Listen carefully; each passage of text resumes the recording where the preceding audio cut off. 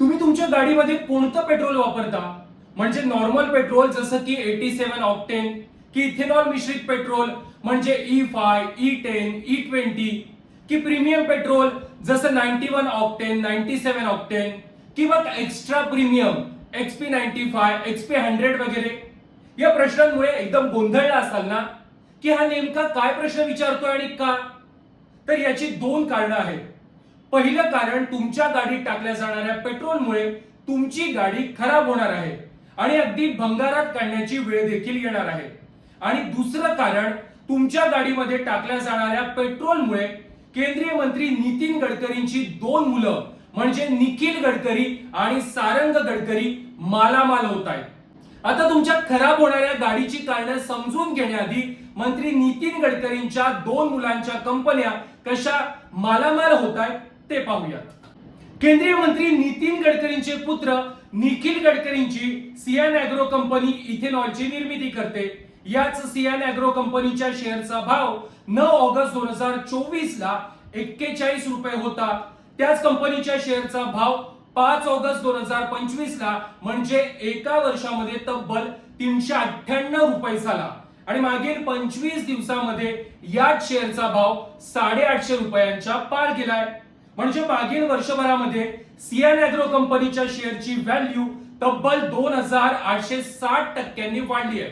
हा आकडा पुन्हा एकदा नीट ऐका, तब्बल 2860%.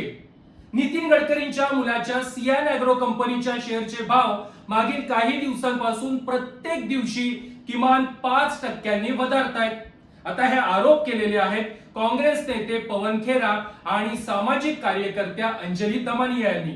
तर दुसरीकडे कर्नाटक काँग्रेसने देखील एक्सपोज करत नितीन गडकरींच्या मुलाच्या सियान ॲग्रो कंपनीचं उत्पन्न 2024 ते 2025 या एका वर्षामध्ये 18 कोटीवरून 523 कोटींवर गेल्याचा आरोप केलाय आणि सेबीने याची चौकशी करण्याची मागणी देखील केली आहे.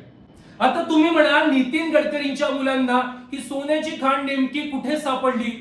तर याचं उत्तर आहे, नितीन गडकरींच्या मुलांना सापडलेली ही सोन्याची खाण तुमच्या गाडीच्या पेट्रोलच्या टाकीत आहे. होय, तुमच्या गाडीच्या पेट्रोलच्या टाकीत आहे. आता हे कसं तेही नीट समजून घ्या. 2018 मध्ये केंद्रातील मोदी सरकारनं राष्ट्रीय बायोफ्युल पॉलिसी लागू करत इथेनॉल मिश्रित पेट्रोल वापरण्यास सुरुवात केली. त्यानुसार तुमच्या गाडीमध्ये वापरल्या जाणाऱ्या पेट्रोलमध्ये सुरुवातीला 5%, मग 10% असं इथेनॉल मिक्स केलं जाऊ लागलं, ज्याला E5, E10 पेट्रोल असं म्हणतात.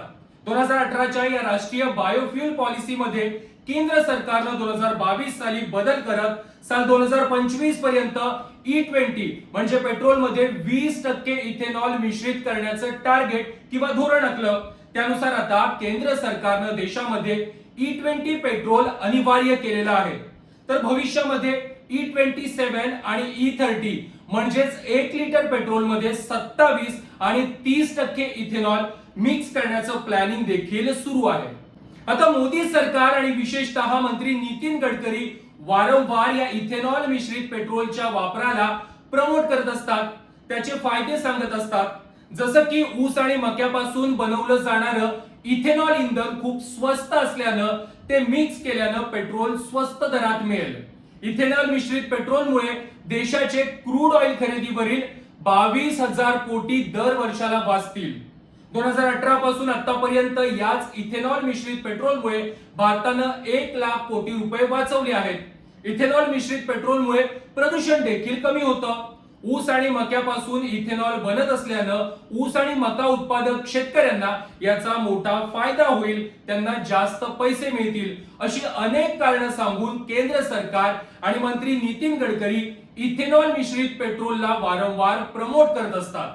मात्र E10 म्हणजेच 10% इथेनॉल मिश्रित पेट्रोलच्या वापरापर्यंत सगळं ठीक होतं. गाड्यांवरती त्याचा फारसा परिणाम जाणवत नव्हता.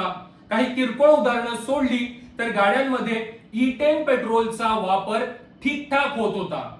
मात्र प्रॉब्लेम तेव्हापासून सुरू झाला जेव्हापासून सरकारनं E20 म्हणजेच 20% इथेनॉल मिश्रित पेट्रोल वापरणं अनिवार्य केलंय. त्यानंतर अनेकांच्या गाड्यांच्या इंजिन मध्ये नॉकिंग साऊंड येणं, इंजिनच्या काही पार्ट मध्ये ब्रेकेजचा प्रॉब्लेम येणं सुरू झालेला आहे. अगदी अनेक कार एक्सपर्टनी देखील हे मान्य केलंय. आता गाड्यांना प्रॉब्लेम येण्याचं कारण म्हणजे भारतातील 2023 आधीच्या गाड्यांमध्ये पूर्णपणे E20 फ्युएलच्या वापरासाठीचं इंजिनच नाहीये. 2023 आधीच्या अनेक गाड्यांचं मॅन्युअल वाचल्यास लक्षात येईल की त्यामध्ये स्पष्ट म्हटलंय की E10 पेक्षा अधिक इथेनॉल मिश्रित इंधन वापरू नका. तसेच हिरो मोटोकॉर्प आणि टीव्हीएस या कंपन्यांनी तर ऍडवायझरी इश्यू करत 2023 आधीच्या गाड्यांच्या फ्युएल सिस्टीम मध्ये मॉडिफिकेशन करावं लागेल हे स्पष्ट केलेलं आहे.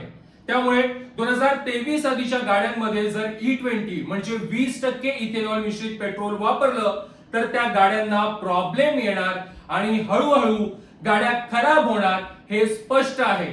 आणि हेच प्रॉब्लेम अनेकांच्या गाड्यांमध्ये आता दिसायला सुरुवात देखील झाली आहे. हमें कहा गया साहब एथेनॉल से माइलेज बहुत अच्छा होगा और रखरखाव की जो चिंताएं हैं आपके इंजन की वो खत्म हो जाएंगी. उल्टा हुआ. नीति आयोग खुद कह रहा है कि 6% माइलेज में गिरावट तो नीति आयोग स्वीकार करता है कि आती है, लेकिन हकीकत तो और ज्यादा है. 2023 से पहले जितने इंजन हमारे यहां बने हैं they are not compatible with ethanol fuel. Engines damage हो रहे हैं. हमारी आपकी मेहनत की कमाई बर्बाद हो रही है. असं असतानाही केंद्र सरकारनं कल्पना न देताच मागील महिन्याभरापासून E20 फ्युएल वापरायला सुरुवात केली आहे. ना लोकांना याची कल्पना ना E20 फ्युएल सपोर्ट करणाऱ्या इंजिनच्या लोकांकडे गाड्या. आता हे ट्रान्झिशन हळूहळू होणं गरजेचं होतं. म्हणजे पुढील 4 ते 5 वर्षांचं नियोजन करून टप्प्याटप्प्यानं हे करणं आवश्यक होतं. म्हणजे तोवर हळूहळू अनेक लोकांकडे नव्या E20 फ्युएल सपोर्ट करणाऱ्या गाड्या आल्या असत्या किंवा सरकारला पेट्रोल पंपांवरती नॉर्मल पेट्रोल किंवा E5, E10, E20 पेट्रोलचे पर्याय देता आले असते. म्हणजे हळूहळू सिस्टमॅटिक रित्या राबवायची गोष्ट सरकारने एकदम लोकांच्या माथ्यावर मारली आणि दणकाच दिला. मग हे असं लोकांच्या माथ्यावरती एकदम का थोपवलं गेलं? तर याबाबत काँग्रेसच्या नेत्यांसह सामाजिक कार्यकर्त्या अंजली दमानिया देखील बोट दाखवतायत नितीन गडकरींच्याच मुलाच्या इथेनॉल निर्माण करणाऱ्या सियान अॅग्रो कंपनीकडे. आपल्या मुलाच्या कंपनीच्या फायद्यासाठीच हा निर्णय सामान्य जनतेच्या डोक्यावर लादला गेल्याचा थेट आरोप काँग्रेस करतोय.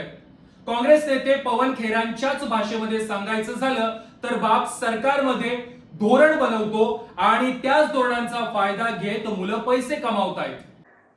निखिल गडकरी ये सुपुत्र हैं नितिन गडकरी जी के. सारंग गडकरी ये दूसरे सुपुत्र हैं नितिन गडकरी जी के. इनकी 2 कंपनियां हैं. सियान एग्रो इंडस्ट्रीज इंफ्रास्ट्रक्चर लिमिटेड ये एक प्रमुख वो एथेनॉल आपूर्ति करता है. दे सप्लाई एथेनॉल. और सारंग गडकरी की है मानस एग्रो इंडस्ट्रीज. ये दोनों ये उसमें डायरेक्टर हैं. ये भी एथेनॉल का ही व्यवसाय करते हैं. इससे ज्यादा मैं क्या बोलूं आप खुद समझ गए. पिता नीतियां बना रहे हैं, पुत्र पैसा बना रहे हैं उन नीतियों के आधार. जो सियान एग्रो है निखिल गडकरी का 18 करोड़ था इनका राजस्व रेवेन्यू जून 2024 में. पिछले साल जून में 18 करोड़ था जब लोकसभा चुनाव हुआ ही था. अब जून 2025 में आ जाइए, एक साल में 523 करोड़ हो गया. From 18 crores to 523 crores is the revenue of Sian Agro, which is owned by Nikhil Gadkari. इनके शेयर्स की कीमत इन जनवरी 2025 ₹37.45 थी. अब 638 रुपए. From 37 rupees 45 paisa to 638 rupees. It's a hike of 2184%. 2184% इनके शेयर्स की कीमत बढ़ी है. केंद्र सरकारनं E20 फ्युएल वापरणं अनिवार्य केल्यावरती नितीन गडकरींच्या मुलाच्या सियान अॅग्रो कंपनीचा शेअर मागील महिन्याभरात दुप्पटीनं वाढलाय. म्हणजे 7 ऑगस्ट 2025 ला 398 रुपयांवर असणारा शेअरचा भाव अवघ्या 25 दिवसामध्ये 800च्या पार गेलाय. अगदी काही दिवसात 900च्याही पार जाईल. म्हणजे E20 फ्यूल वापरणं अनिवार्य केल्यावरती नितीन गडकरींच्या मुलाच्या कंपनीचं प्रॉफिट अगदी झपाट्यानं आणि विश्वास बसणार नाही इतक्या मोठ्या टक्क्यानं वाढलेलं आहे. मात्र नितीन गडकरींनी हे सर्व आरोप फेटाळलेले आहेत. मंत्री नितीन गडकरींचं म्हणणं आहे की हे पेट्रोलियम कंपन्या पेट्रोलियम लॉबी कडून उभं केलेलं राजकीय षडयंत्र आहे. जब सब आप लोगों ने आवाज उठाई कि साहब इंजन डैमेज हो रहे हैं, हमें माइलेज कम मिल रहा है, तो बोले ये तो पेट्रोलियम लॉबी कर रही है. ये गडकरी जी कहते हैं, उन्हीं के वर्ड्स हैं कि पेट्रोलियम लॉबी की तरफ से आवाजें आ रही हैं. अरे साहब, ये हमारे इंजन से आवाजें आ रही, हमारी जेब से आवाजें आ रही. ये कोई पेट्रोलियम लॉबी के लोग नहीं है हम और आप. हम तो पेट्रोलियम लॉबी के शिकार हैं. अब हम एथनॉल लॉबी के भी शिकार हैं. तर दुसरीकडे केंद्रीय पेट्रोलियम मंत्री हरदीप पुरी म्हणतात की ब्राझीलमध्ये तर E27 म्हणजे 27% इथेनॉल मिश्रित पेट्रोल आणि E100 म्हणजे संपूर्ण इथेनॉलवर चालणाऱ्या गाड्याही वापरल्या जातात. जर त्यांच्याकडे काहीच प्रॉब्लेम नाही, मग आपल्याकडे प्रॉब्लेम कसा येणार, असं मंत्री हरदीप पुरींचं म्हणणं आहे. पण हे मंत्री महोदय देशातील जनतेला हे सांगत नाहीत की ब्राझीलनं 50 वर्षापूर्वीच इथेनॉलचा वापर सुरू केला होता. 1970च्या दशकामध्ये इंधनाचा तुटवडा जाणवू लागला, तेव्हापासूनच ब्राझील या इथेनॉलच्या पर्यायाकडे वळला आणि तब्बल 5 दशकं लागली त्यांना या पर्यायावरती स्थिरावण्यासाठी. आपले मंत्री महोदय हेही सांगत नाहीत की ब्राझीलनं इंधनाच्या वापरानुसार आधी गाड्या इंट्रोड्यूस करायला सुरुवात केली, इंधनाप्रमाणे गाड्यांमध्ये इंजिन बसवली, पेट्रोल पंपांवरती त्या गाड्यांसाठी तो इंधनाचा पर्याय दिला. सोप्या भाषेत ब्राझीलनं लोकांना फ्लेक्झिबल इंधनाचा पर्याय दिला. जसं की लोकांना नॉर्मल पेट्रोल, प्रीमियम पेट्रोल किंवा E5, E10, E27 असे फ्यूलचे पर्याय गाडीच्या मॉडेलनुसार दिले. अगदी E100 म्हणजे 100% इथेनॉल वापरून चालणाऱ्या गाड्यांचा देखील पर्याय दिला. मग ब्राझील प्रमाणे भारतात तसं काहीच केलं जातंय का?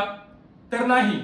देशातील जनतेला मोदी सरकार अगदी गाढव समजतं आणि आम्ही जे निर्णय घेऊ ते मानण्यापलीकडे यांच्याकडे पर्याय तरी काय आहे, अशीच सरकारची धारणा झाली आहे.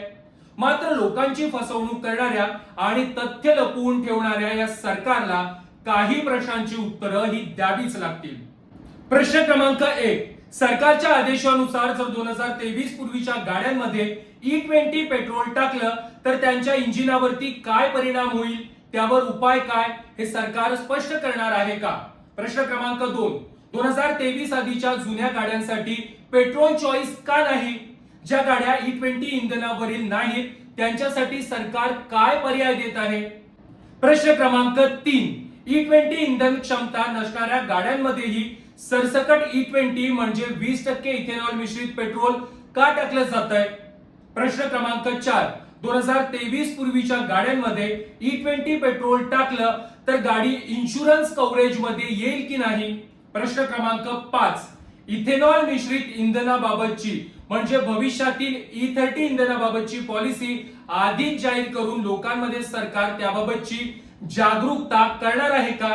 प्रश्न क्रमांक 6, प्रत्येक 2 ते 3 वर्षामध्ये सरकारनं अशा पॉलिसी बदलल्या तर मग लोकांनी पेट्रोल इंधनावरील गाड्या कशासाठी खरेदी करायच्या? कारण अगदी 4-5 वर्षांच्या वर लोकांना या गाड्या नीट वापरता देखील येणार नाहीत.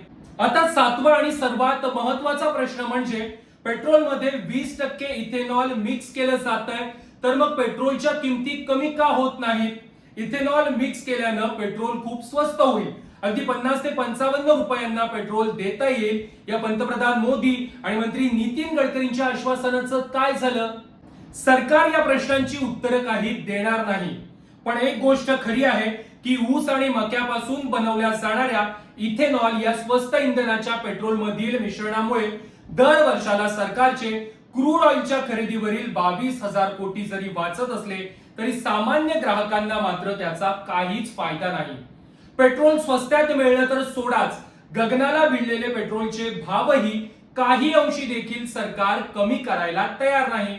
म्हणजे ओरिजिनल पेट्रोलच्या किमतीत इथेनॉल मिश्रित पेट्रोल विकून सरकारकडून सामान्यांची लूट सुरू आहे आणि आपली झोळी भरण्याचा धंदाही. आणि याच इथेनॉलमुळे मंत्री नितीन गडकरींसारख्या नेत्यांच्या मुलांच्या कंपनीचं उत्पन्न मात्र कोटीच्या कोटी उड्डाण घेत आहे. अगदी वर्षाला 18 कोटींवरून 523 कोटींवर आणि भविष्यामध्ये 4 ते 5 हजार कोटींवर देखील जाईल हे निश्चित. हा व्हिडिओ तुम्हाला कसा वाटला कमेंट मध्ये नक्की कळवा. आवडला असेल तर लाईक करा, शेअर करा आणि माझं हे चॅनल सबस्क्राईब करायला विसरू नका.